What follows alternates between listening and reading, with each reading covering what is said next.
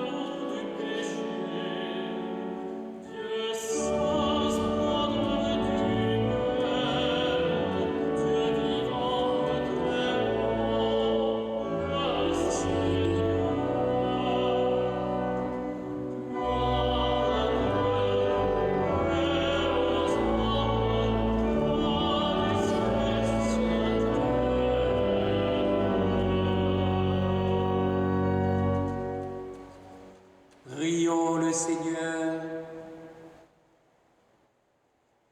Tu protèges, Seigneur Dieu, ceux qui espèrent en toi. Sans toi, rien n'est fort et rien n'est saint. Multiplie pour nous les signes de ta miséricorde, afin que, sous ta conduite et sous ta direction, en faisant un bon usage des biens qui passent, nous puissions déjà nous attacher à ceux qui demeurent. Par Jésus-Christ, ton Fils, notre Seigneur, qui vit et règne avec toi dans l'unité du Saint-Esprit, Dieu pour les siècles des siècles. Amen. Lecture du premier livre des rois. En ces jours-là, à Gabaon, pendant la nuit, le Seigneur apparut en songe à Salomon. Dieu lui dit: « Demande ce que je dois te donner. » Salomon répondit: « Ainsi donc, Seigneur mon Dieu, c'est toi qui m'as fait roi, moi ton serviteur, à la place de David mon père. Or, je suis un tout jeune homme, ne sachant comment se comporter, et me voilà au milieu du peuple que tu as élu. C'est un peuple nombreux, si nombreux qu'on ne peut ni l'évaluer ni le compter. Donne à ton serviteur un cœur attentif pour qu'il sache gouverner ton peuple et discerner le bien et le mal. Sans cela, comment gouverner ton peuple qui est si important?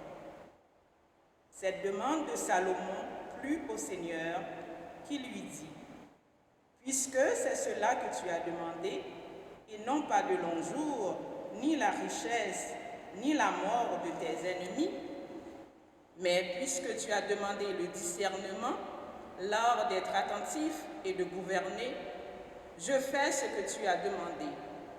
Je te donne un cœur intelligent et sage, tel que personne n'en a eu avant toi, et que personne n'en aura après toi. Parole du Seigneur.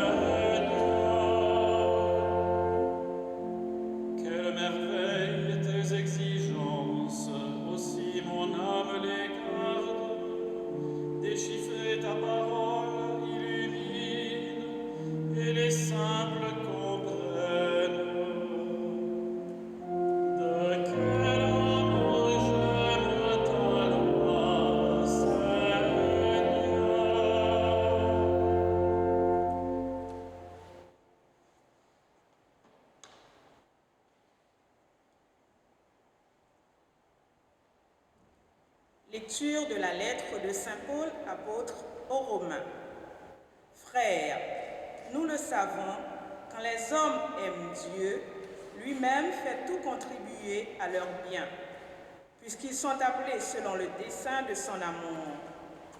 Ceux que, d'avance, il connaissait, il les a aussi destinés d'avance à être configurés à l'image de son Fils, pour que ce Fils soit le premier-né d'une multitude de frères.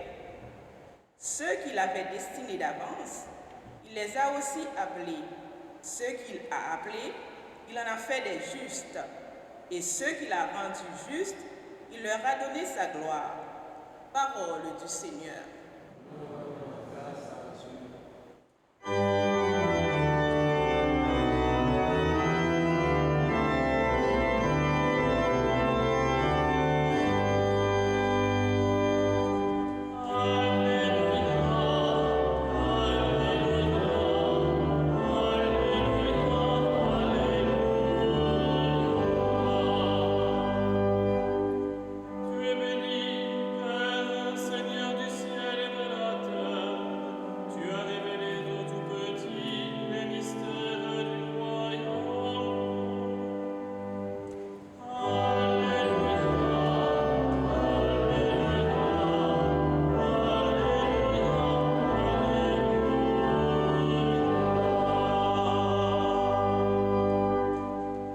Le Seigneur soit avec vous.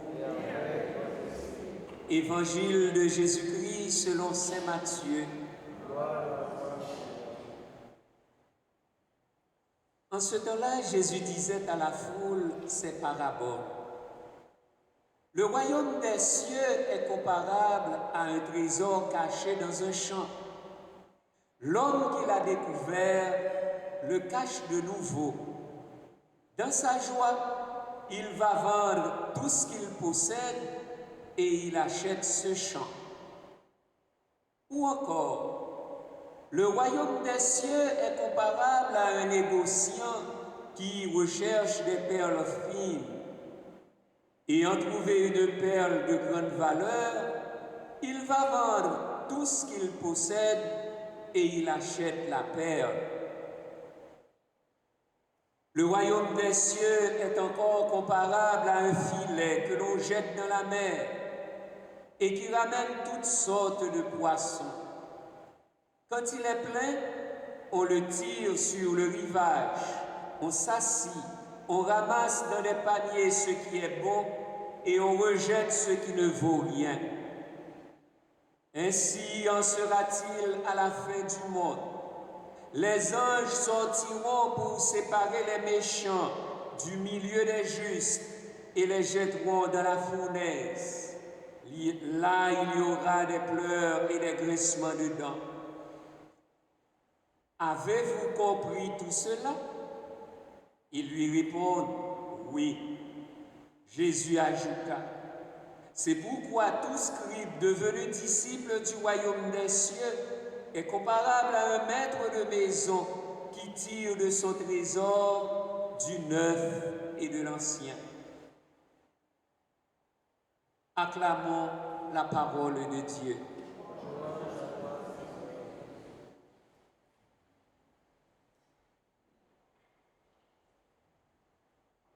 Avec ces trois dernières paraboles du trésor caché, de la perle fine et du filet de l'évangile de ce 17e dimanche ordinaire de l'année liturgique A, se complètent les 7 paraboles du chapitre 13 de Saint Matthieu. Dans les paraboles du trésor caché et celle de la perle fine, qui vont ensemble, on retrouve d'un côté un modeste agriculteur travaillant un champ qui n'est pas le sien, de l'autre, un riche négociant voyageant pour son commerce de luxe. L'un découvre un trésor par hasard, l'autre trouve sa perle après de longues et laborieuses recherches. Ce qui importe ici, ce n'est pas la nature du trésor. L'intérêt de cette double parabole est de mettre en évidence la conduite des deux hommes après leur découverte. Dans sa joie, l'agriculteur va vendre tout ce qu'il possède et il achète ce champ. Le négociant, lui aussi, va vendre tout ce qu'il possède et il achète la perle. Faut-il le souligner que, malgré la formule d'introduction, le royaume des cieux ou le royaume de Dieu est comparable à un trésor ou bien à un négociant, on ne doit jamais assimiler le royaume de Dieu à un trésor. Et le royaume n'est pas davantage comparé à un marchand. Mais il faut comprendre plutôt, il en est de l'histoire du royaume de Dieu comme de l'aventure de ce négociant.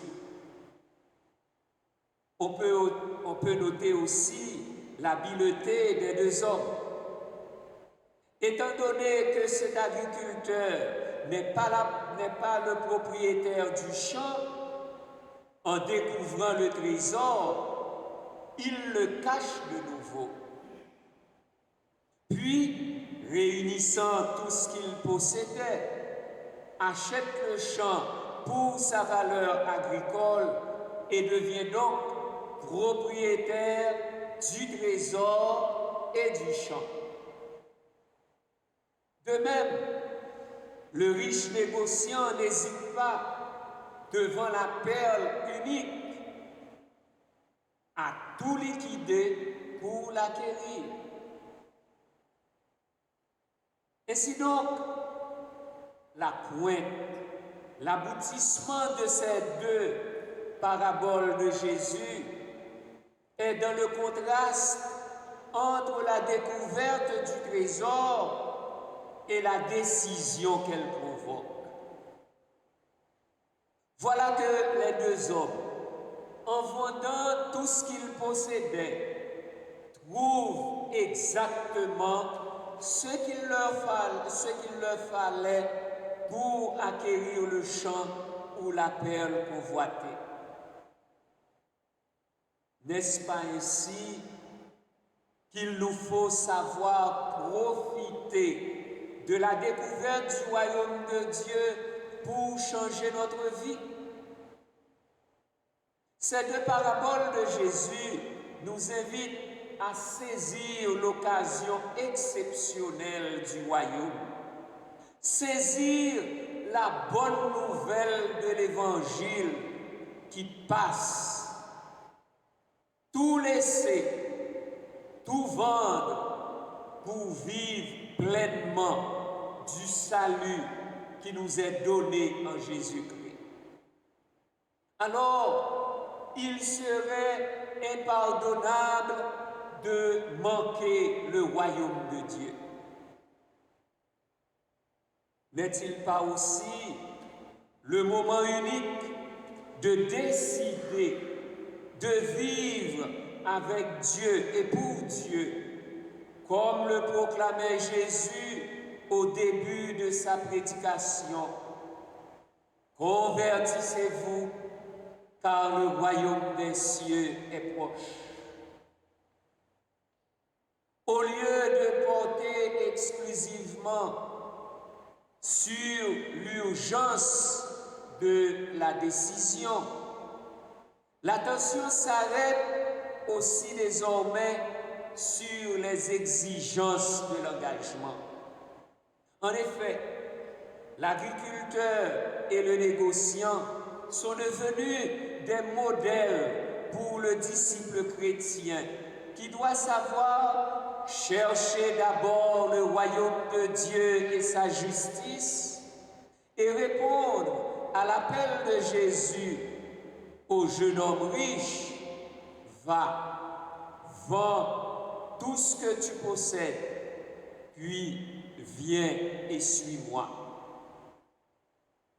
Quant à la parabole du filet, elle reprend celle du livret dans le blé, mais avec une autre image biblique. Le filet est parfois dans l'Ancien Testament un symbole du jugement.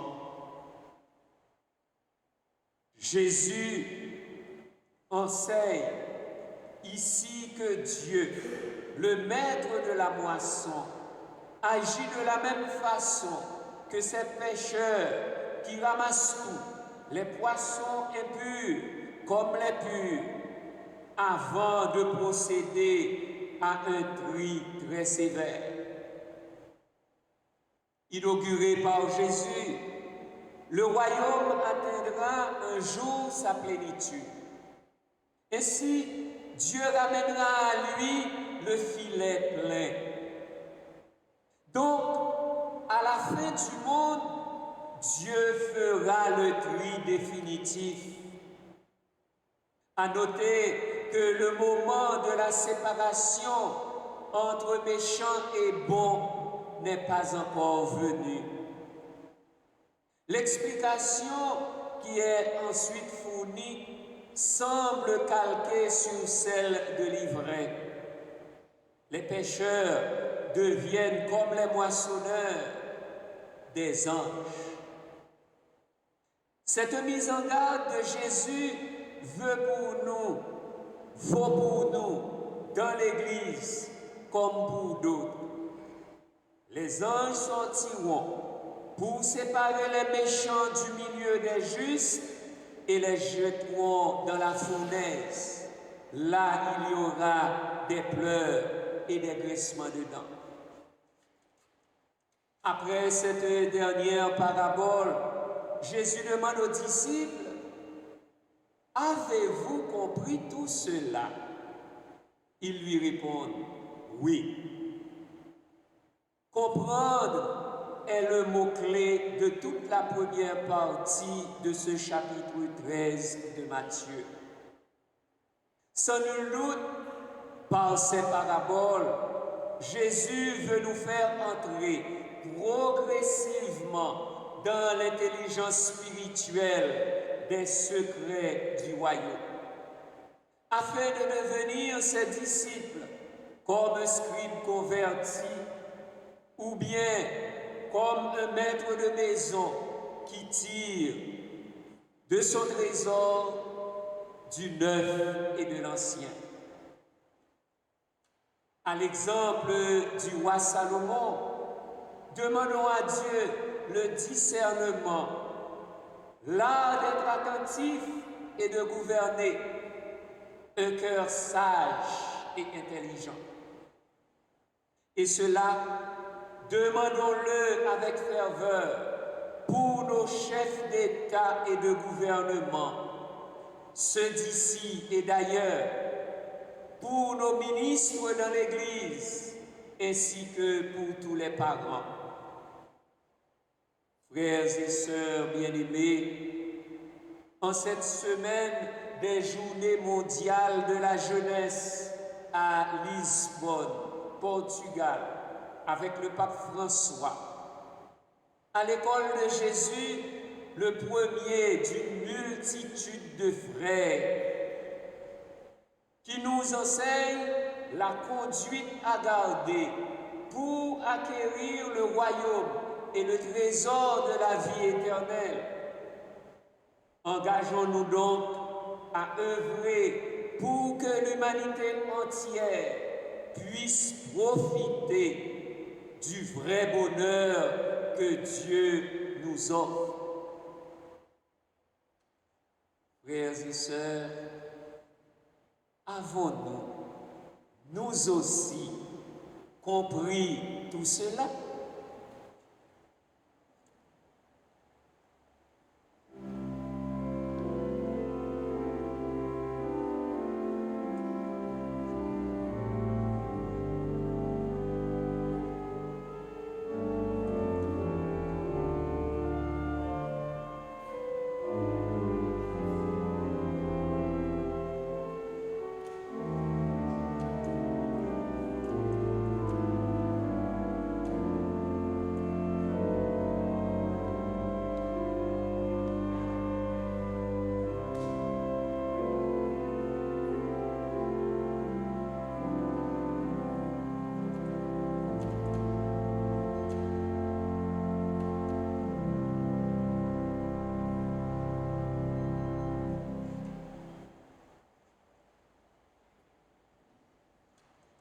En ce Dieu qui nous appelle et qui veut nous configurer à son Fils Jésus, proclamons la foi de l'Église.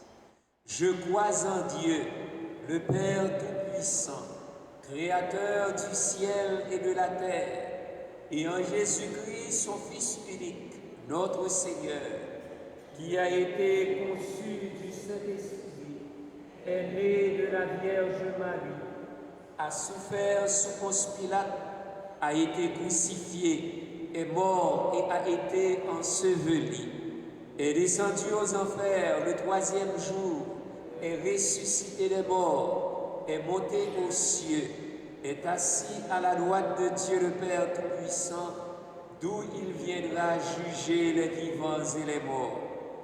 Je crois en l'Esprit Saint, à la Sainte Église catholique, à la communion des saints, à la rémission des péchés, à la résurrection de la chair, à la vie éternelle. Amen. À nous aussi, comme au jeune roi Salomon, le Seigneur Dieu dit, demande ce que je dois te donner. Que la foi et la charité ouvrent nos cœurs sur les besoins de l'Église et de nos sociétés. Exauce-nous, Seigneur. Exauce-nous, Seigneur. Pour que toutes les personnes baptisées redécouvrent le trésor de l'Évangile, prions le Seigneur. Exauce-nous, Seigneur. Pour ceux et celles qui gouvernent les peuples, fassent la promotion de la justice et de la solidarité, prions le Seigneur. Exauce-nous, Seigneur.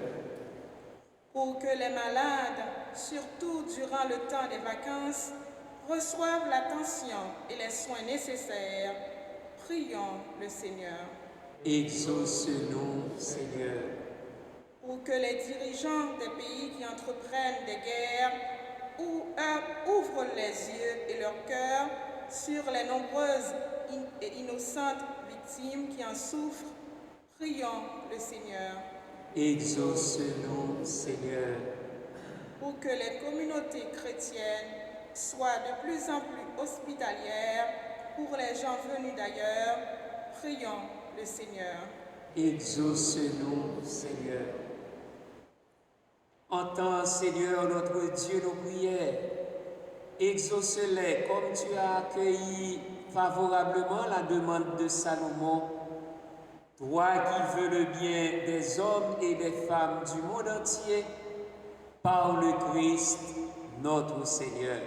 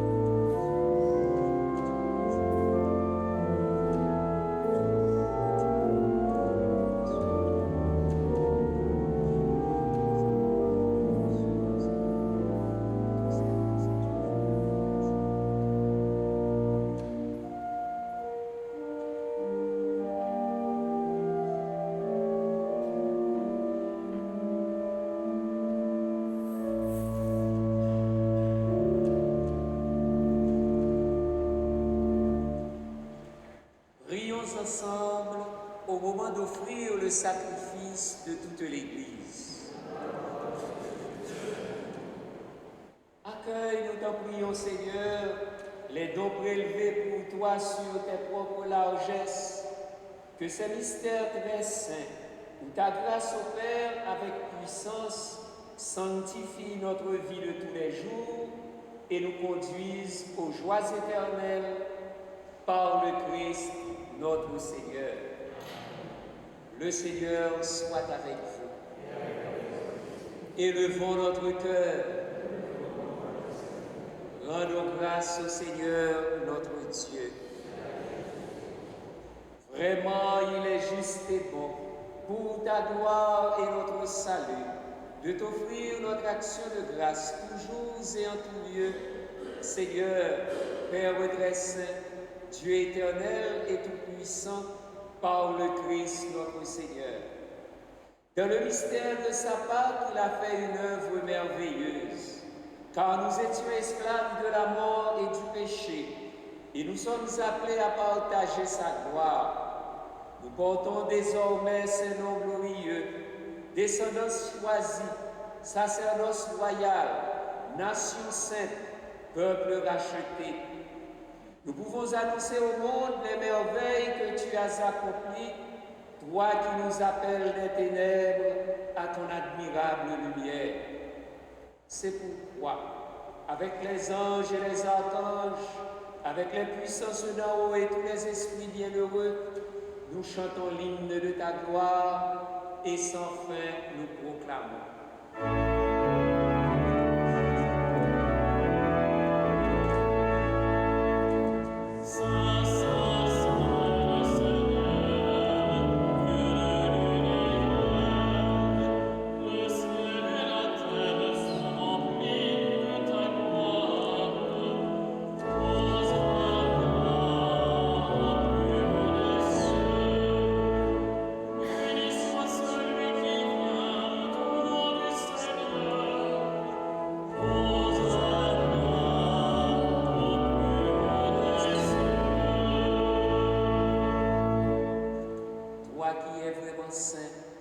Toi qui es la source de toute sainteté, Dieu notre Père, nous voici rassemblés devant toi et dans la communion de toute l'Église, nous célébrons le jour où le Christ est ressuscité d'entre les morts. Par lui que tu as élevé à ta droite, nous te prions. Sanctifie ces offrandes en répandant sur elles ton esprit, qu'elles deviennent pour nous le corps et le sang de Jésus, le Christ, notre Seigneur.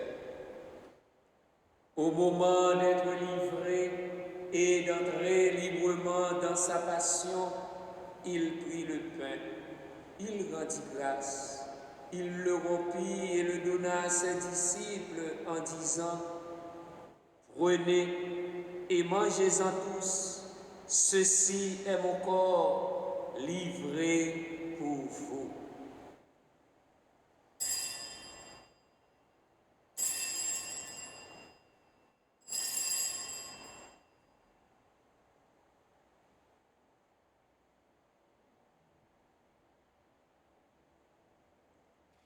De même, après le repas, il prit la coupe.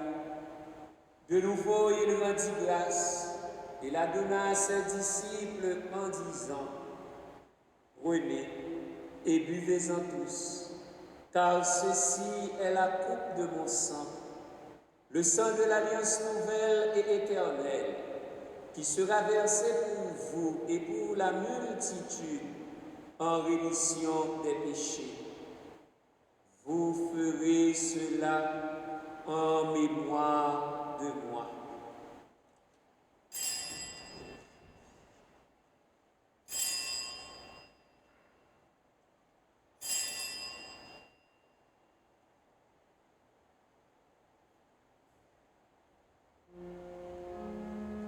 Il est grand le mystère de la foi. Nous annonçons ta mort, Seigneur Jésus. Nous proclamons ta résurrection. Nous attendons ta venue dans la gloire. En faisant ainsi mémoire de la mort et de la résurrection de ton Fils, nous t'offrons, Seigneur, le pain de la vie et la coupe du salut. Et nous te rendons grâce, car tu nous as estimés dignes de nous tenir devant toi pour te servir. Humblement, nous te demandons qu'en ayant part au corps et au sang du Christ, nous soyons rassemblés par l'Esprit Saint en un seul corps. Souviens-toi, Seigneur, de ton Église répandue à travers le monde. Fais-la grandir de ta charité, en union avec notre pape François, notre évêque Christian et tous les évêques, les prêtres et les diacres. Souviens-toi aussi de nos frères et sœurs qui se sont endormis dans l'espérance de la résurrection. Souviens-toi de Jean-Pierre Loiset. Souviens-toi de Ruth Philippe. Souviens-toi de Laurette Lambert Tardif. Souviens-toi de Raymond Théberge. Et souviens-toi de ta miséricorde de tous les défunts. Accueille-les dans la lumière de ton visage. Sur Antonio Junior Charles, sur nous tous enfin nous implorons ta bonté.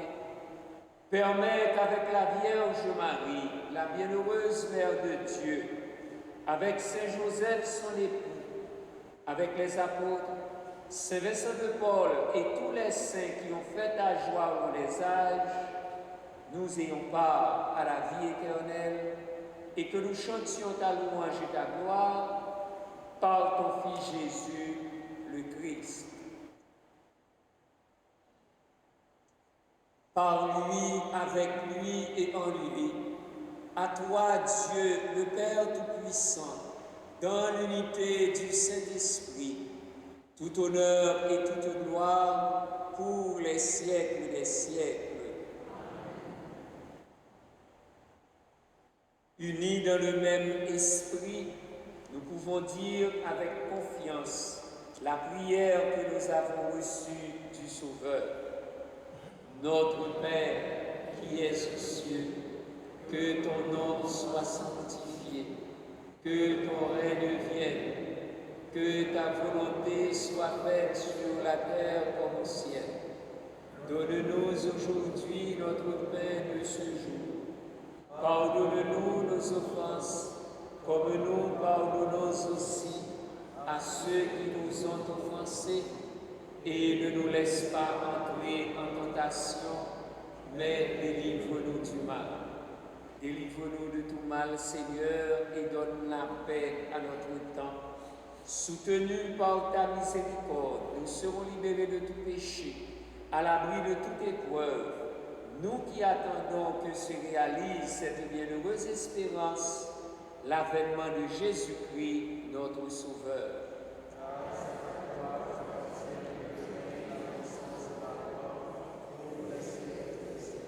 Seigneur Jésus-Christ, tu as dit à tes apôtres, je vous laisse la paix, je vous donne ma paix. Ne regarde pas nos péchés, mais la foi de ton Église, pour que ta volonté s'accomplisse. Donne-lui toujours cette paix et conduis-la vers l'unité parfaite, toi qui vis et règnes pour les siècles des siècles. Que la paix du Seigneur soit toujours avec vous.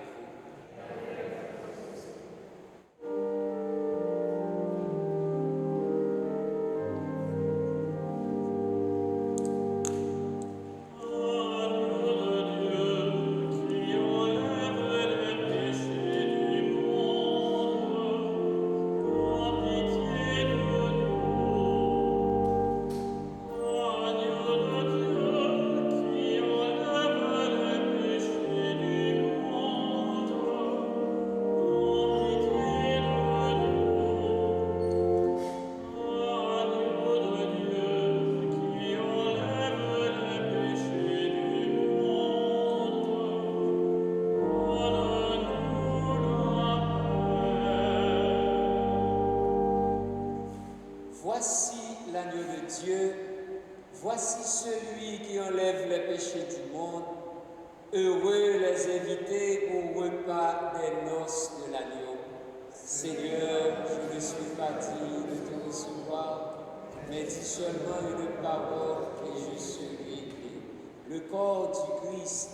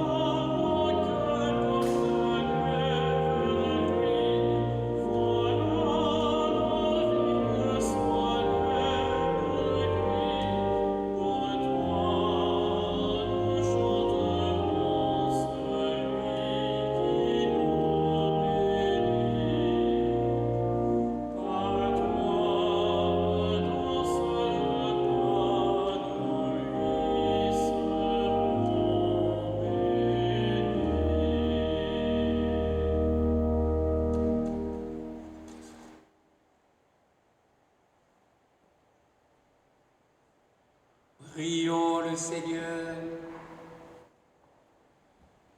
Nous avons communié, Seigneur, au sacrement divin, mémorial à jamais de la passion de ton Fils. Nous t'en prions. Fais servir à notre salut le don que lui-même nous a légué dans son amour inexprimable. Lui qui vit et règne pour les siècles des siècles. La quête de la semaine dernière a rapporté $815. Un grand merci à tous. Déjà, je vous l'annonce, le dimanche 17 septembre, ce sera la fête solennelle de notre paroisse, le 280e anniversaire de la paroisse. Il y aura une seule messe ce dimanche-là à 9h, à 10h30. Donc, une seule messe ce jour. Un merci à chacun et à chacune de vous pour votre présence et votre participation. Un merci à toute l'équipe pastorale qui nous a aidés à vivre cette Eucharistie. Le Seigneur soit avec vous. Que Dieu Tout-Puissant vous bénisse, le Père et le Fils et le Saint-Esprit. Allez dans la paix du Christ. Bon dimanche et bonne semaine.